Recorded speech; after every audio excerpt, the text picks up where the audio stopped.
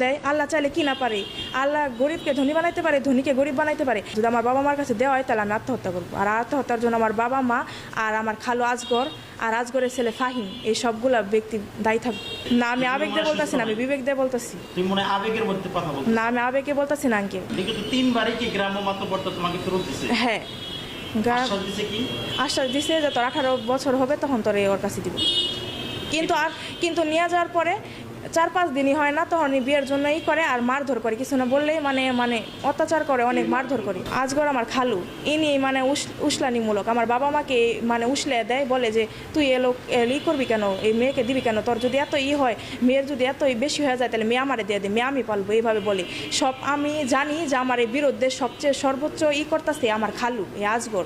তুমি কি এখানে সব জ্ঞানে আসছো নাকি কেউ তোমাকে নিয়ে আসছে নাকি কিভাবে তুমি এখানে আসছো? আমি এখানে সব জ্ঞানে আসছি, আমাকে কেউ নিয়ে আসে নাই। কারণ আমি আর কত চোখ থাকবো যেখানে আমার মান সম্মান যাওয়ার যেটুকু যাওয়ার চলেই গেছে। আমার বাবা মা তারপর আমার বিরুদ্ধেই করতেছে, তারপরেও তারা আমাকে নেওয়ার জন্যই করতেছে। এখন আমি আর কত চোখ থাকবো? আমি আর চোখ থাকতে পারবো না।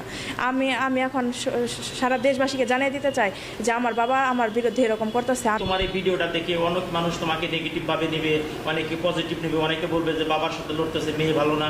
আবার হয়তো বাবাকে অনেকে বলবে যে না, বাবার করাটা ঠিক হইতেছে না। এই যে মানুষের যে মন্তব্যগুলো, সেটা তুমি মানতে পারবা? হ্যাঁ, মানতে পারবো। কারণ আমার মান সম্মান যেটুকু যাওয়ার চলে গেছে, আর কি আছে আমার মান সম্মান? যদি আমি নিজেই যদি বাঁচতে না পারি, যদি নিজেই মারা যায়, তাহলে আমি মান সম্মান দিয়ে তখন কী করব? আমি বুঝতেছি যে মানে ও একটা অসহায় ছেলে, ওর মানে ওর যে খাটবে এমন কোনো মানুষ নাই যে ওরে কে করবে।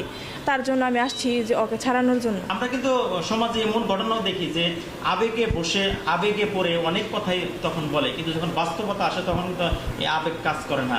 আর যখন তুমি বাস্তবতা দেখবা তখন তো তুমি মনে মনে কোবা যে না, এই লোকগুলোর সাথে আমার থেকে ভুল হয়েছে, আমি আমার বাবা মার সাথে চলে যাওয়াটাই ভালো ছিল। তখন তো তুমি এটা বুঝবা, তখন কি করবা তুমি? এই লোকগুলোর তখন কি করবা? আমি এগুলো বুঝবো না, এগুলো আমি বুঝে না ডিসিশন নিয়েছি যে আমি একটা জায়গায় থাকতে পারবো। কেন থাকতে পারবো না? আল্লাহ যদি আমাকে এভাবে গরিব ঘরের সন্তান হিসেবে বানাতো, তখন কি আমি সহ্য করতাম না? তখন কি থাকতে পারতাম না? আমি কেমন হয়ে গেছি আমি যে থাকতে পারবো না? কেন থাকতে পারবো না? এখন যদি আমার বাবা মাকে যদি আল্লাহ যদি একদম নিচে নামিয়ে দেয়, আল্লাহ চাইলে কি না পারে। আল্লাহ গরিবকে ধনী বানাইতে পারে, ধনীকে গরিব বানাইতে পারে। এখন যদি আমার বাবা মা যদি একদম মানে ডাউন হয়ে যায়, সব শেষ হয়ে যায়, তখন কি আমি থাকবো না? তখন কি আমি মরে যাবো? তাহলে এখন কেন আমি থাকতে পারবো না? আর আমার যত কষ্ট হয় আমি ওরা ছাড়াবো, ওরা ছাড়ানোর জন্য আমার যা করতে হবে আমি তাই করবো। আমি অপেক্ষা করবো ওর জন্য। তাও আমি আমার বাবা মার কাছে যেতে চাই না। যদি আমার বাবা মার কাছে দেওয়া হয় তাহলে আমি আত্মহত্যা করবো। আর আত্মহত্যার জন্য আমার বাবা মা আর আমার খালু আজগর আর আজগরের ছেলে ফাহিম এই সবগুলা ব্যক্তি দায়ী থাকবে। এই ফাহিম আজগরের ছেলে আমার খালাতো ভাই, কিন্তু তারাই মানে উসলানিমূলক, তারাই দুজনে বেশি।